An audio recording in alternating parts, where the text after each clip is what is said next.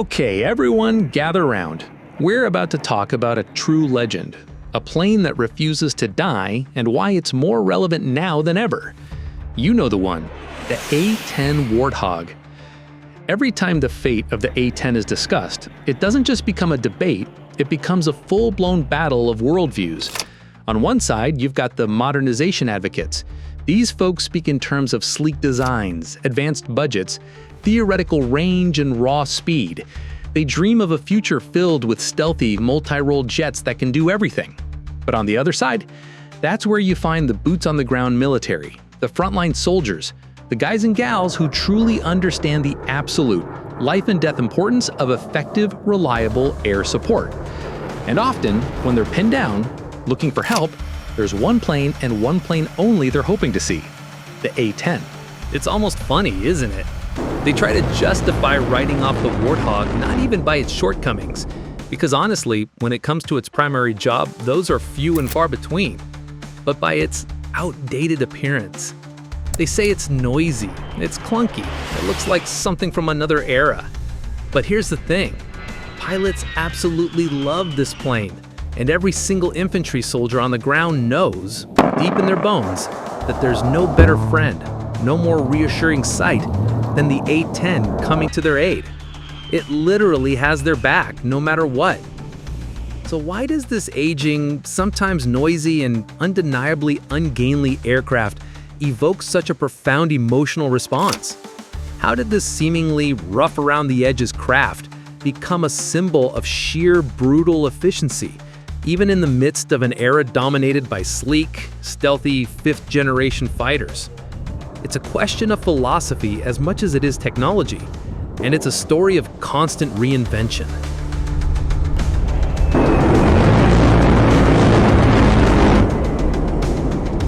From the jungle to the battlefield, the A-10's urgent birth.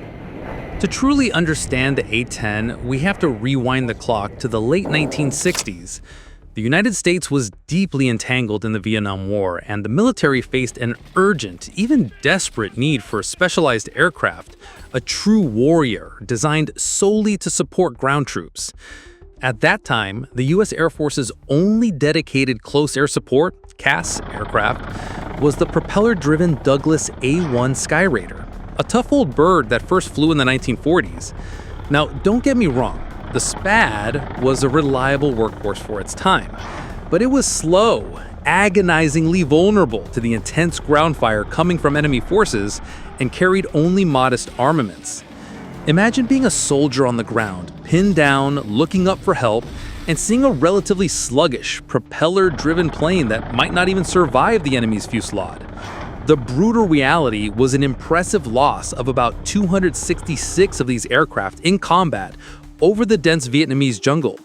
That's a staggering number, and it screamed problem in the military's ear. It highlighted a critical, life-threatening gap in the Air Force's capabilities. Soldiers needed more. They needed a guardian. They needed a protector. The urgency was palpable. So in September of 1966, a pivotal order came down from General John P. McConnell, who was the Chief of Staff of the U.S. Air Force at the time. His directive was clear, almost blunt: develop a specialized CAS aircraft under a new ambitious program called Attack Experimental, or AX. Just a year later, the official request for information was distributed to 21 eager defense contractors, all scrambling for the chance to build this absolutely crucial new warplane.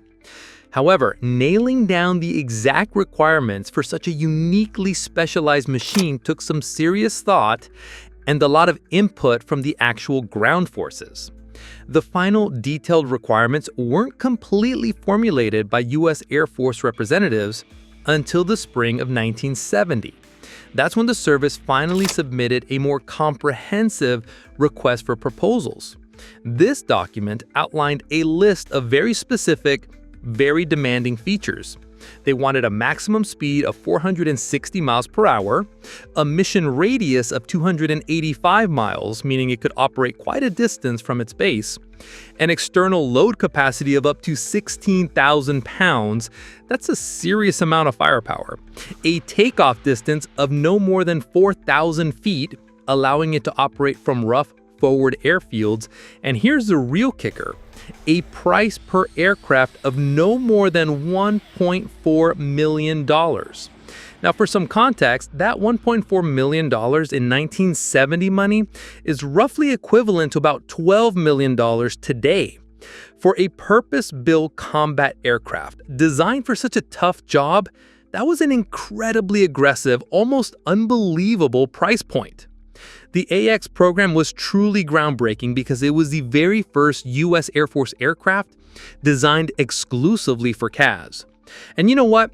The Warthog was also, and not without reason, affectionately teased as the first aircraft designed around a gun. And honestly, there's a huge amount of truth in that, because in parallel with the request for the development of the attack aircraft itself, the command issued a separate request for proposals focusing solely on a beast of a weapon, a rotary automatic 30mm AX cannon with an astonishing rate of fire of 4,000 rounds per minute and the highest possible muzzle velocity. This gun wasn't an afterthought, something tacked on. It was the very heart of the system, the reason the plane existed. After a lengthy and incredibly competitive selection process, Fairchild Republic was ultimately chosen to manufacture the aircraft itself, with General Electric taking on the monumental task of developing that monstrous cannon. The entire concept of the A-10 Warthog revolved around one singular, unyielding idea: close, continuous support of ground troops. It wasn't supposed to be a fast-moving, high-flying bomber that dropped its payload and disappeared. No, this bird was designed to hover over the battlefield like a tireless guardian angel made of metal. It wasn't meant to flee after the first enemy salvo. It was built to shrug off hits and strike again and again, delivering relentless, precise fire directly onto the enemy, protecting those on the ground at all costs.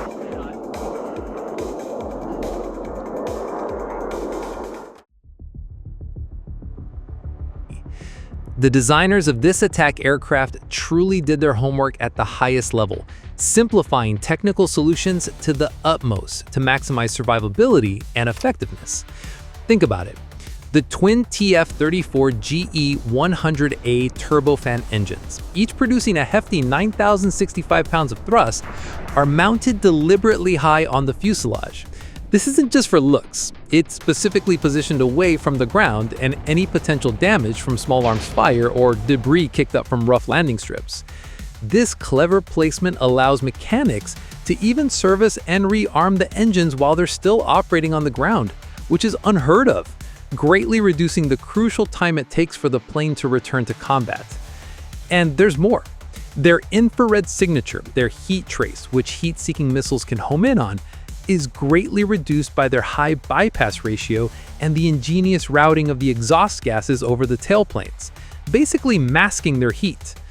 Additionally, engineers further protected the engines from the rest of the airframe with robust firewalls and state-of-the-art fire suppression equipment. This plane was designed to take a punch and keep fighting. Now, let's talk about the fuel system, another masterpiece of survivability.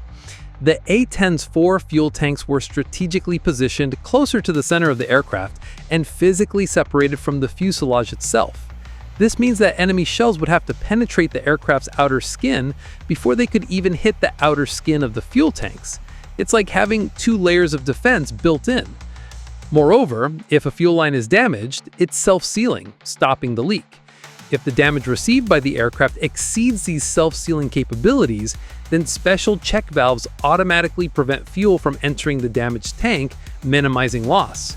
Most of the Warthog's fuel system components are actually located inside the fuel tanks, so a component failure won't result in external fuel loss. And the refueling system is designed to purge itself after use, preventing contamination.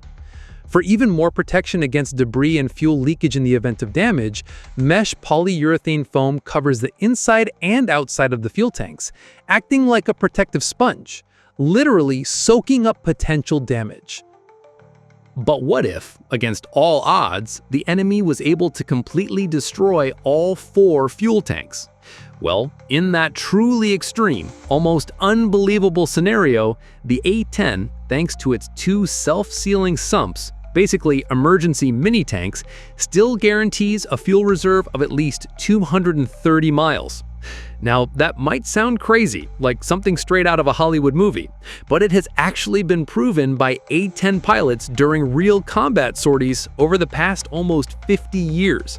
These pilots have limped home after taking unimaginable damage, aircraft looking like sieves, but still flying, all thanks to this incredibly resilient, take a beating and keep on trucking design.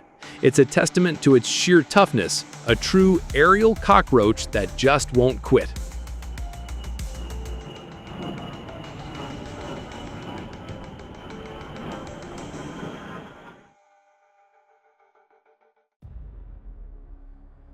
You know, the plane famously got the nickname Warthog because of its external resemblance to an African boar, with its protruding fangs, the gun muzzle, its massive front landing gear looking like a snout, and its somewhat chunky appearance. But honestly, in our opinion, the nickname Terminator would be much more appropriate for it. After all, this machine is practically indestructible, a literal flying tank. Firstly, it can famously survive direct hits from armor-piercing and high-explosive shells of 23mm caliber or lower and just keep flying. Think about that for a second. Most planes would be falling out of the sky. Secondly, the A-10 has dual redundancy of hydraulic flight systems, meaning if one fails, there's a complete independent backup. And if both hydraulic fails, it has a separate, entirely mechanical system as a backup to that backup. It's like having 3 seatbelts, 3 brakes, and 3 steering wheels all at once. Thirdly, the manual reversion mode allows the pilot to literally return to base even if their bird has lost an engine, half of the tail, the elevator, or even half of a wing. Pilots have flown these planes back to base looking like Swiss cheese, but still flying. It's astonishing. Finally, and this is perhaps the most iconic and visually striking feature, the Warthog's cockpit and critical flight control systems are protected by an astonishing 1,200 pounds of titanium aircraft armor. This isn't just armor, it's affectionately known as the armor bathtub. It consists of 0.5 to 1.5 inch thick titanium plates that can withstand direct 23mm cannon fire and even indirect 57mm shell fragmentation. The interior of this bathtub is covered with a multi-layer nylon spall shield, which is designed to catch any tiny fragments that might break off the armor itself, protecting the pilot from dangerous secondary projectiles. And even the front windshield and canopy are highly resistant to small arms fire. What more can we say? About 6% of the empty weight of the entire A-10 is purely the weight of its armor. That's how dedicated they were to protecting the pilot. Nothing comes close. To make it even more difficult for enemies to damage the aircraft or even target it accurately, many A-10s have a clever visual trick: a fake canopy painted dark gray on the underside of the hull, just behind the gun.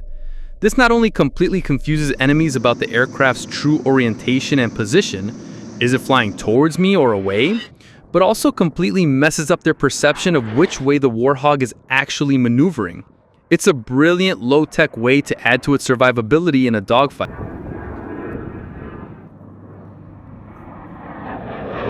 But perhaps the A-10's single greatest asset, the thing that makes it truly legendary, the reason it exists, is its cannon, the GAU-8/A Avenger. This isn't just a gun, it's quite literally one of the most powerful aircraft cannons ever created. It's a hydraulic 7-barreled automatic Gatling gun that literally eats enemy armor for breakfast. We're talking about tearing through tanks, armored vehicles, and fortified positions like they're made of paper. The sound it makes is iconic, a ripping, tearing roar that infantry soldiers recognize as the sound of salvation. The Avenger's rate of fire was originally designed to be optional, 2,100 rounds per minute on the low setting, or an astonishing 4,200 on the high setting. However, this eventually settled on a single incredibly high value of 3,900 rounds per minute. At this blistering rate, it took the A-10 about 18 seconds of continuous fire to completely empty its massive magazine of ammunition. But in practice, pilots typically use the gun in 1 or 2 second bursts to avoid overheating and, more importantly, to conserve ammunition. Now, here's a common misconception. There are actually no technical limitations on the duration of continuous gunfire. The pilot can theoretically use up all the ammunition in one massive burst without damaging the GAU-8 itself. However, firing like that dramatically reduces the service life of the barrel, and the gun itself would require additional checks and maintenance. So it's more about practicality and longevity than a hard technical limit. The innovation in the GAU-8/A ammunition design was also remarkable, pushing the boundaries of what was possible. Instead of traditional steel or brass casings, they brilliantly used aluminum alloy casings. This clever design choice allowed the gun to carry an incredible 30% more ammunition for a given weight, significantly increasing its combat endurance and allowing the A-10 to stay on station longer. In terms of size, those 30mm Avenger cartridges are comparable to a standard beer bottle, just to give you an idea of their sheer power and size. And the gun's own dimensions? They actually exceed a Volkswagen Beetle. It's that huge, a truly massive piece of engineering. It's worth remembering that to even remove this weapon for maintenance, ground personnel are instructed to install a jack under the tail of the aircraft. Otherwise, it would simply tip over. That's how much the cannon accounts for the lion's share of the Warthog's front weight. It's truly an aircraft built around this weapon, making it the focal point of its design and mission. So with all that in mind, was there ever a chance that this legend, this incredibly specialized machine, would just fade away without updates in the fast-paced, ever-evolving world of military technology? No, sir. The A-10 has continually adapted and modernized, defying those who call it obsolete. It's a testament to its fundamental utility and the ingenuity of its maintainers. In the late 1970s, the A-10s received a crucial early upgrade: a pave penny laser receiver mounted on their pylons under the starboard side of the cockpit. This allowed them to detect reflected laser designators from ground troops or other aircraft, enabling them to engage opponents even more precisely. The 1980s saw the introduction of an inertial navigation system for the Warthog, bringing it into the modern age of navigation. And in the early 1990s, they received the low-altitude safety and targeting enhancement, weapons guidance equipment, an autopilot, imagine that on a Warthog, and a terrain warning system, all incredibly important for a low-flying aircraft like the A-10, keeping it safe in the dirt and mud of the battlefield. The late 90s and early 2000s were not a downtime for our hero either. It received the Global Positioning System Navigation System and modern multifunctional displays, MFDs, in the cockpit, transforming its analog controls into a digital powerhouse. The LACED system was also upgraded with the Integrated Flight and Fire Control Computer, IFFCC, further enhancing its precision and targeting capabilities. The Air Force, at one point, even acknowledged that the Warthog's original engines were starting to deteriorate and actually planned to replace them with new, more efficient ones. However, such ambitious plans would have cost the service more than $2 billion in 2001 alone, so the idea was unfortunately shelved. Money talks, even for legends. Then came a crucial, albeit tedious, wing replacement process that continued into the 2010s. Why? Because the Air Force calculated that the original wings were at risk of running out of structural life by 2011, threatening the entire fleet's longevity. The new wings, installed under the Thick-Skin Urgent Spares Kitting program, significantly increased the Warthog's readiness for new missions, further reduced maintenance costs, and breathed massive new life into the aging attack aircraft, essentially keeping it relevant until at least 2035. And a little later, in the winter of 2016, Boeing even announced that the A-10 with the new wings would remain in service without problems until as late as 2040. That's an incredible lifespan for a combat aircraft, proving that a solid design can last for generations with the right upgrades. The ultimate leap for our Hog was the upgrade of the A-10A to the A-10C standard. Between 2005 and 2011, the entire fleet of 356 A-10s and OA-10s received a complete overhaul. This included all-weather capability, a vastly improved fire control system, sophisticated electronic countermeasures or ECM to jam enemy radars, smart bomb guidance, yes, the Warthog can drop smart bombs with precision, a modern communication suite led by Link 16, allowing it to share data with other aircraft and ground units, and SATCOM, satellite communications, and a completely modernized cockpit. This new cockpit boasts 2 large multi-function displays and a hands-on throttle and stick, or HOTAS, configuration. HOTAS allows pilots to control crucial functions with buttons and switches directly on the throttle lever and flight control stick, so they rarely have to take their hands off the controls in combat, a huge advantage when milliseconds matter. The update, affectionately called Suite 10, included multiple target list improvements, allowing the pilot to engage multiple targets with 3 different types of weapons in a single pass. Incredible efficiency and lethality. Furthermore, the aircraft received full integration of the AGR-20 Advanced Precision Kill Weapon System, or APKWS, laser guidance systems. This fantastic upgrade allows the A-10 to turn unguided rockets into precision-guided munitions, capable of hitting targets at the maximum kinematic range of the rocket with aiming solutions designed to incredibly tight tolerances. Imagine turning a cheap, unguided rocket into a precision weapon. The A-10 is old, but it's still getting smarter, more precise, and more lethal with every passing year.